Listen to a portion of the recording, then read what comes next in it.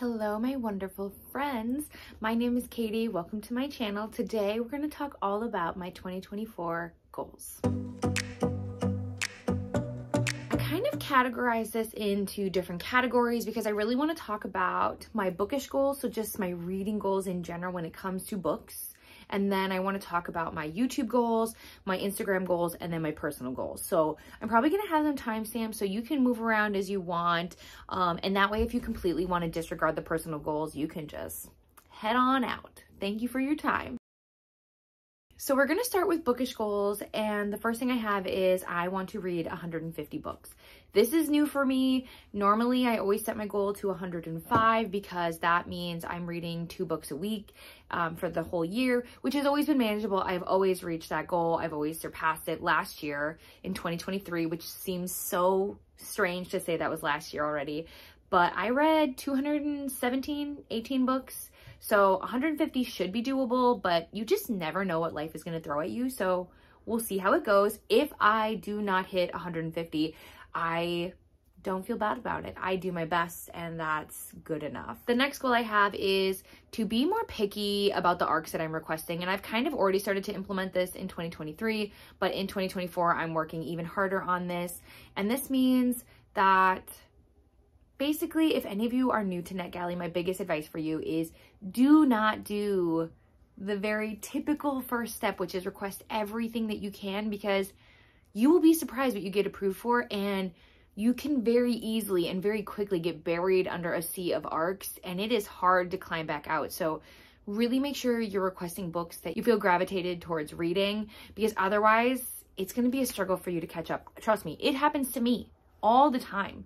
And I pick books that I really am interested in. The issue is that my mood changes so much that I might have been interested in that book 3 months ago when I put in the request. But now that I got approved for it a couple months later, I don't care about this book anymore.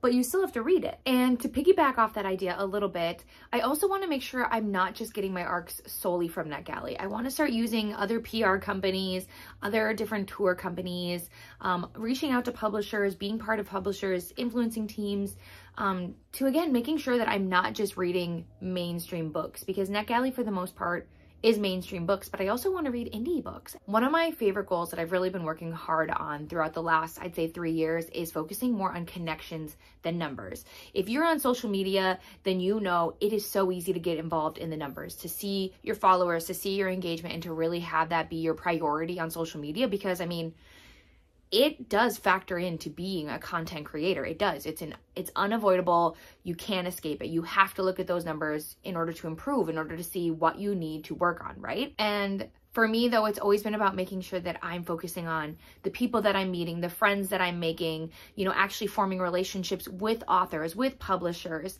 because that's truly where I feel like I'm the most happy, is when I'm able to make these connections. But sometimes it can be so easy to be lost in those numbers. And I'm not going to say that I'm above that, because I struggle with it all the time. You know, especially when you see other creators who grow faster than you and things like that. It can be hard to, it can be hard mentally to process things like that. But it's about, for me, it's always about reminding myself that, like, I would much rather have a smaller community of people who we're really connected, we really get each other, you know, it feels very close-knit, than having hundreds and thousands of subscribers that I don't know, that don't really hang out on my channel, that don't watch my videos, that don't engage with my content, because then what's the point? That's just a number then. It's not, there's not really an association. I've spent too long talking about this, but that's what that goal is for me. Next, I'd like to focus on finishing or catching up with at least 12 series. I have not pinpointed what 12 series that is. The more specific I am with my goals, the more likely I am to fail. Just with my mood reading, if I pick 12 exact series, I might not pick those up, and then it'll kind of, I feel like I'll lose momentum, and that's not the vibe I want this year. To piggyback off of that, the next goal I have is to say goodbye to TBRs and to fully embrace mood reading, which means you won't see monthly TBRs here. It's just not going to happen. I've thought long and hard about it, but really I just end up feeling discouraged because I really don't pick up the books that I put in the TBRs. I want to. At the time, I fully believe that I will.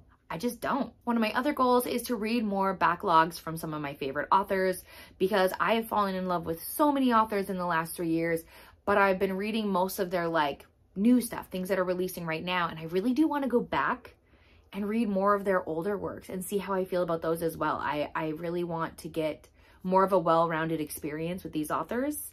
So it's time to go back. We're going back in the past, you guys. This is my most daunting goal. I'm calling it right now. This is the hardest goal I have on this list. Maybe that's dramatic, but I really feel it. And that is to review every book I read. It should be simple. That's what I do, right? I read books, I review books. That should happen.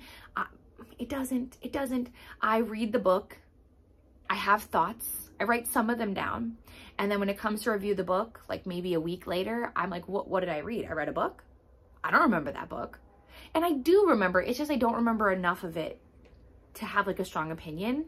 So I got to get better at that. It's going to happen. It's scary. It's daunting. I always had this goal and I'm nervous about it, but hold me accountable, you guys. Hold me accountable. And then a fun goal I have this year is to host a Storygraph read along every single month this year.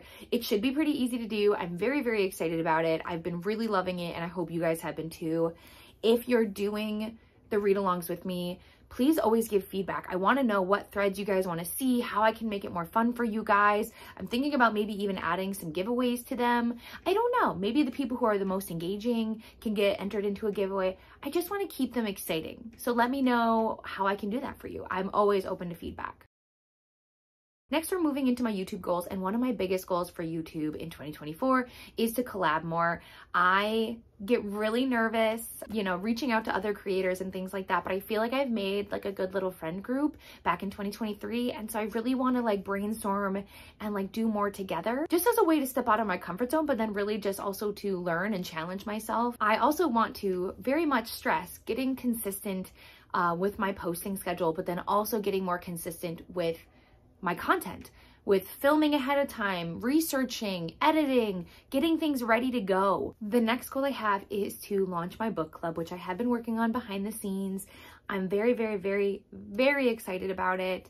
I do have a name, but I'm nervous about saying it out loud, and I'm nervous about launching it, and like, there's something about putting yourself out there that's very vulnerable, but I just love reading books with you guys. So I really, really hope it does well when I do eventually announce it and everything. But let me know, what makes book clubs the most exciting for you? What makes book clubs the kind of club you want to join? Let me know, because I really appreciate feedback. I want to make this a fun place for you guys. The same thing with read-alongs. It's the same vibe for me. I want them to be fun and inclusive. Then I'm also going to be working on creating a readathon. I know I've had a couple and I've co-hosted quite a few, but I really want to create my own little readathon baby. I want my own little readathon vibe. I just don't know what that is yet.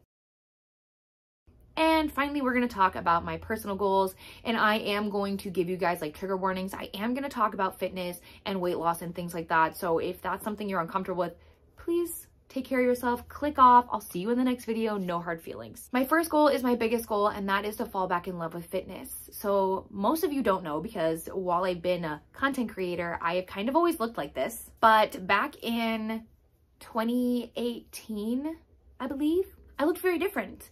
I was about 80 pounds heavier, and I'll insert maybe a picture. I have it all on my personal Instagram, but I've never really shared my fitness journey on any of my book platforms. But picture. And I kind of hit a very low place in my life in 2018, a very low, sad, dark time. And it was like a turning point for me, and I started losing weight, and I've lost 80 pounds. But then during last year in 2023, something happened where my mindset shifted, and I focused so much more on social media and things like that. And I really put taking care of myself kind of to the wayside. And it is a slippery slope of like balancing it all, right? And I gained probably like 20 pounds back. And so the goal is for this year to lose those 20 pounds, but then also continue on my weight loss journey, because I was never done. After I lost those 80 pounds, I wasn't done. So the goal, I'm not going to say an exact number or anything like that, but the goal is not the scale necessarily, right? Not the scale, but it is just about getting back to a point where I'm comfortable in my skin. And that involves moving more, being, you know, I have everything here in my house to, you know, keep up a workout routine and things like that. So there's no excuse there. And I am finding the balance. I am making sure during sprints that I'm doing some kind of movement for part of it and then reading for another part of it. But that's just for me personally. I don't want anyone else to feel obligated that like that's something they should be doing. That's just how I'm finding the balance of being able to still be part of social media, but then still find time for things that are important to me. Another goal I have is to travel more, which I'm so excited about. I am not a travel person. I am not a travel girly. I have not traveled solo since I was 19 years old, which was 11 years ago. But I had a bad experience when I traveled when I was 19 by myself. I got stranded in Chicago. So it left a bad taste in my mouth, but this year in 2024, I have planned at least 3 trips where I will be flying. So I'm getting back into it. I'm getting into the swing of things. I'm very, very nervous, but very excited because 2024 is all about getting out of my comfort zone. I need more sleep. That's the next goal. Get more sleep. And I'm trying very hard to find that routine. It is hard because I do want to stay up late reading. I am kind of like this weird combination of a morning person / night owl. I love getting up early and seizing the day and like getting so much done. But then I also love staying up late when it's quiet and nobody else is awake and it just, everything's calm, right? I love both of those vibes, but I need more sleep. It goes hand in hand with taking better care of yourself and with getting your hormones kind of like in balance. So no more excuses. I have to prioritize sleep. Then another big goal is less screen time. It is so hard because so much of my life is on my phone, on my computer, watching TV. That's just kind of the vibe. But I have to start tracking it and I have to start finding ways to minimize it because sometimes I'll spend my whole day on a screen and it's very overwhelming and overstimulating and it cannot be good for me. So we'll see how I do with that. Another important goal I have is to work on my mental health. I'm very much a people pleaser kind of person. I also catastrophize a lot of things. So going hand in hand with talking about fitness and health and well-being, I want to make sure I'm taking care of everything in your mindset because really it all connects. If you have a bad mindset, it's going to be hard for you to do these things. If you don't think good things about yourself and good things will come to you and that you can achieve these difficult things, then it will be kind of harder in my opinion. You want to be your biggest cheerleader. You want to be your biggest supporter. And a lot of us are our #1 enemy. So it's hard to make that transition, but I'm working on it. I really do believe in listening to good podcasts that encourage you to take risks, that encourage you to believe in yourself. You know, find affirmations, meditate with yourself, journal, figure out the areas in your life that you need to put a little bit more care into and do that and remind yourself that like you are so worth loving, but you 1000% have to love yourself. You have to figure out how to be your #1 fan. And my last goal is to take more risks. I think it's kind of apparent in all the goals that I have for 2024 that I want to get out of my comfort zone. I want to feel the chaos because I find so much comfort in staying inside my little bubble, but nothing crazy happens in that bubble. You know, you got to get out, you got to explore, you got to try things. And if you fail, that's okay. And it's been so hard for me because in my mindset, it's like, if you fail, that's it. That's the end of the world. Nobody will like you. Everything bad will happen. And that's the catastrophizing talking, right? It's not true. That's not true. Yes, bad things might happen if I fail. They won't be the end of the world. So I want to take more risks. I really want 2024 to be a year of just crazy, ambitious, scary goals, but also just like of exciting, wonderful moments as well. Moments that I wouldn't have gotten if I didn't push myself.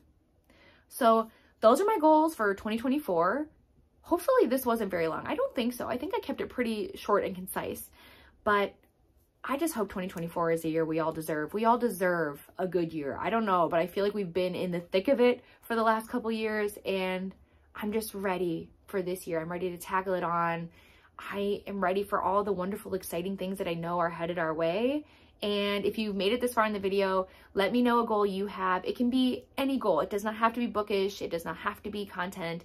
Any goal at all that you have for 2024. And I will see you in the next video. Bye.